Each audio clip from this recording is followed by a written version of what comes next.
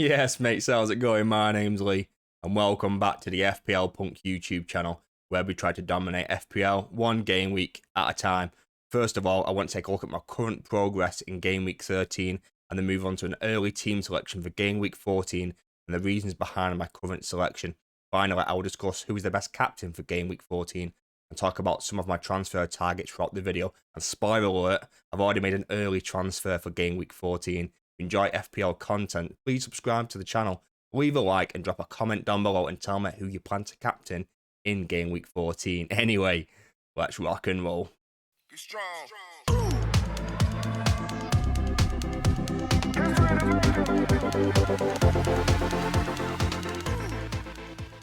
Right, mates, first of all, I'm going to do a quick recap of my current progress in game week 13. So my overall live rank has dropped to 32k from about 20k or so. I'm currently on 50 points this week. I didn't have the greatest team set up for this, so I did expect a red arrow anyway. My total points has gone up to 839 so far.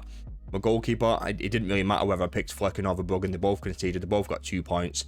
I did expect Brighton to do slightly better and do keep a clean sheet, considering they were up against a slightly better opposition. Vandenberg, I felt like I had to play him up against Leicester, and yeah, like he conceded. Like, it is what it is. It's just one of those.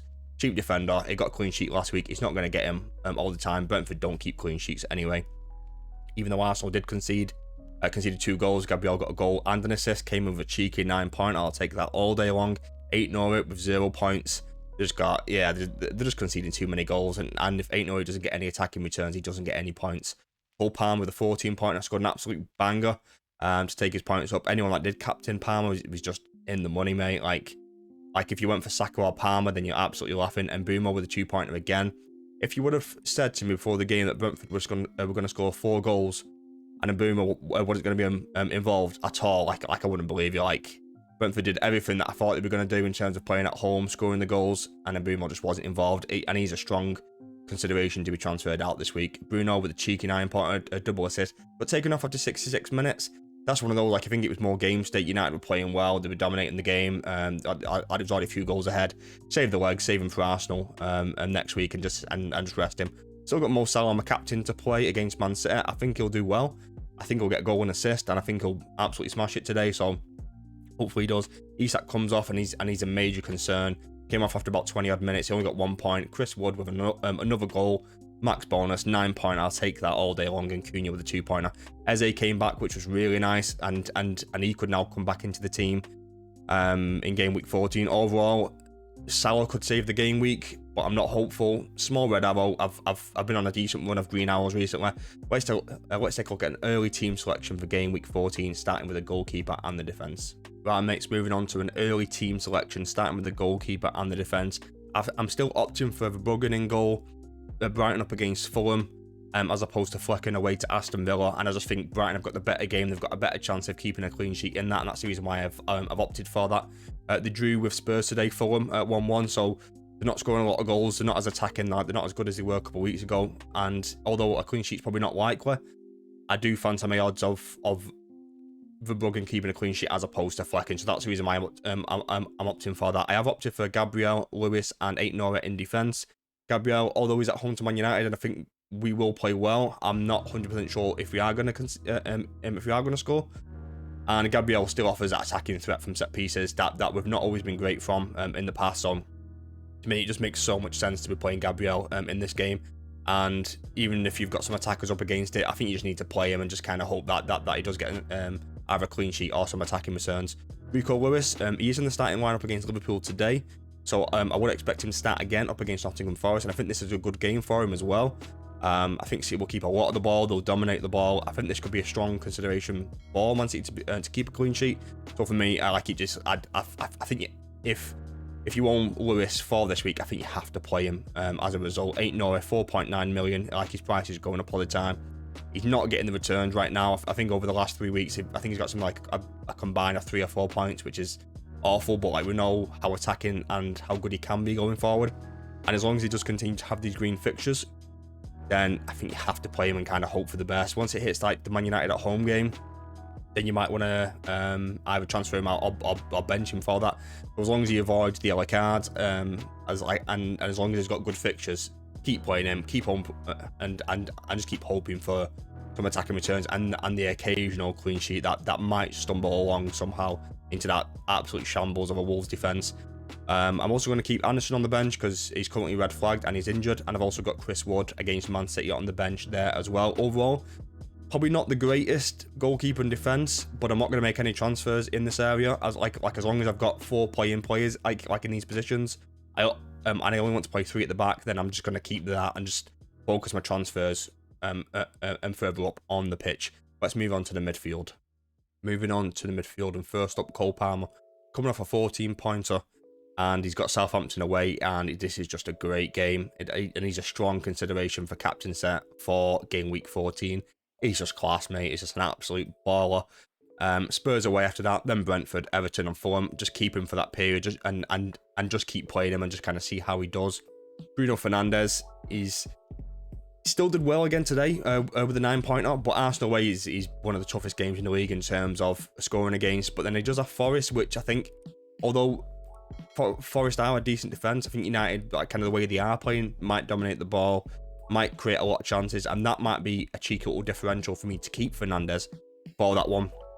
I think I'd probably prefer to sell him, but I don't know if I can right now because I think I've got other kind of issues in my team and other players that I kind of want to get in, so I might have to keep Fernandes just for a couple more weeks and transfer him out after the Man City game or around the Man City game. I am going to bring Eberiche Eze back into the fold, and he's been out for about a month now, and he's missed a few games, but up against Ipswich away, I think you have to play him in this. After the Ipswich game, he's got a run of Man City, Brighton, Arsenal and Bournemouth. Probably going to get transferred out the week after the Ipswich game, but as of right now, like, it just makes so much sense just to plug and play, stick him in there and just kind of see what he can do. And Mbumo away to Aston Villa, not a great game, followed by Newcastle, Chelsea, Forest and Brighton. It's just a horrible run for Brentford and Mbumo, and he's a strong consideration for me to transfer out. As much as I would love to keep him, because I think he offers great value. I think I bought him for about around 7.2 million. He's gone up to 7.8, 7.9 or so. I think he actually dropped West Night to 7.8, but for his price point, particularly the price I paid for him, I just think I don't think anyone else offers the attacking threat and the ceiling that Mbumo can offer in midfield. I think Eze is probably the only one that comes close. He's not kind of firing all cylinders right now. He's come back from injury, so he's a strong consideration to be transferred out. Moving on to Mo Salah, man of the moment, absolute machine. Newcastle away, I think it's a really good game for him, and I think he'll do fine in this game. I have no issues at all about Salah playing well in this game, so keep him. Just keep letting Salah do what Salah does. Strong consideration for captaincy once again.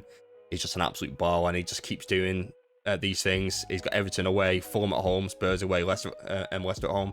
I think he could return in every single one of these games, and I think if you haven't got him, then I think you need to think about how you can get him in.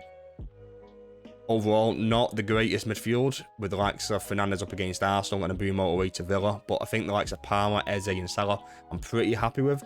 I might have to make some transfers. I'm not sure if I'm going to take a hit, but I do have 2 free transfers, and I have already made a transfer in the forward line, so stick around to see my forward line. Last but not least, we've got the forward line, and as you can see, I've brought João Pedro into the team, taking out Alexander Isak, who got injured, bringing João Pedro in, 5.7 million, Brighton forward, 17.5% owned. This gives me a team value of 99.5 million with 3 million in the bank, with 1 free transfer still to go. And I could take the likes of Brian Mbumo up to a Saka in 1 free transfer. That's a very, very strong consideration for me to do, and I really like the idea of doing that. João Pedro, great run of games. My only issue is that he's not nailed for 90 minutes. Like, there's a chance that he might even start certain games, but with Brighton's fixtures, I think I just had to do the move with any kind of doubt over Isak's fitness and kind of minutes. Like, Wilson's coming back into the game. Like, we've seen Anthony Gordon play number 9 as well. Like, I think I just had to do the move. I mean, the likes of Fulham, Leicester, Palace, West Ham, Brentford. He's a baller, mate. Absolute baller. He's class. And when he's on the pitch, he takes penalties as well. Love him. I've owned him once this season already. Brought him in on wildcard 4 straight as he got injured, and then he was out for about 4 weeks or whatever it was. That last time was an absolute nightmare. Hopefully it's a little bit better this time. I'm not sure if it is going to be, but I think I had to do the move, mate. I think I had to take some money out of Isak and move some things around. I think Saka has to be one of the highest priorities for me to get in this week, and taking Isak down to a João Pedro gives me the money to go and do something like that. And then Matthias Cunha, I'm also going to play up front. I have gone for Cunha over Chris Wood just because Chris Wood's playing Man City. Like, it makes sense to play Cunha.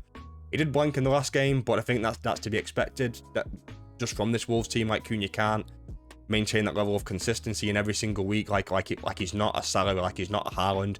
He's probably just below that, in terms of quality. So like he is going to blank from time to time, but with the likes of Everton, West Ham, Ipswich, and Leicester, all in the next 4. Even Man United at home in the last game, over the next 5, then like I don't even mind I don't even mind playing him in that game as well. So I'm going to keep him for the next 4 or 5 weeks, and I think he'll steadily return over that period. And the forward line is probably the one that I'm most happy with.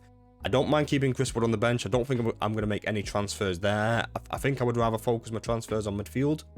I could do Chris Wood to something like a Nico Jackson, but I think getting to Saka instead has to be the priority, in my opinion. So it still might be a consideration that I do Chris Wood to Jackson and just play Jackson away to Southampton, but I do like the idea of taking Brian Mbeumo to Saka.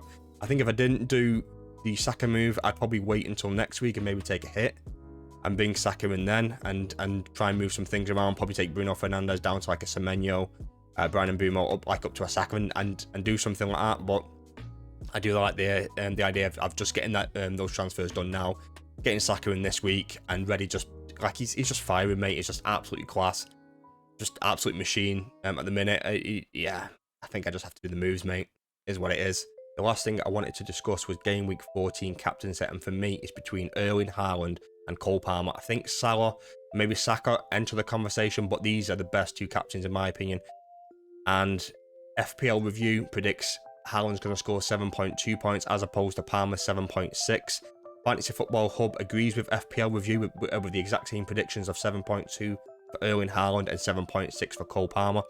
I think Palmer's probably got the slightly better fixture of Southampton away, but I do like the home fixture for Erling Haaland up against Nottingham Forest, and I think City will dominate the ball. They'll dominate the game. I can see Haaland scoring in this game, but I do think Palmer away Southampton, one of the whipping boys of the league, and I think he'll perform really well in this game. He's not so much a flat trap bully, Palmer, but he does perform significantly better against the lesser teams in the league, if that's something you want to say. So I do like the idea of captaining Palmer as opposed to Haaland, but Haaland does have a good record against Nottingham Forest in the past, with 4 games and 5 goals with no assist. Palmer actually hasn't played a full 90 minutes against Southampton ever. I think he played 20 minutes when he's playing for City a few years ago, but he didn't play any games against them last season, so that is what it is. I don't think that's a slight on Palmer. I'm not worried about playing Palmer in this game. I think Chelsea playing really well. Palmer's playing really well. Scored a great goal again today. I feel like he's hitting some form once again, and he's starting to get more FPL points. So because of that, I think Palmer's predicted more points. He's got the better fixture, probably in better form right now. So for me, Cole Palmer is the best captain for game week 14. If you disagree, leave a comment down below. Right, mates, that's it for today's video. I hope you enjoyed. So today we did a quick recap of my current progress in game week 13, and then swiftly moved on to my early team selection for game week 14. Looked at some transfer targets, looked at captain set, all the usual jazz. If you enjoyed today's video, don't forget to subscribe, leave a like, and drop a comment down below and tell me who you plan to captain in game week 14. Have a good day, peace and love.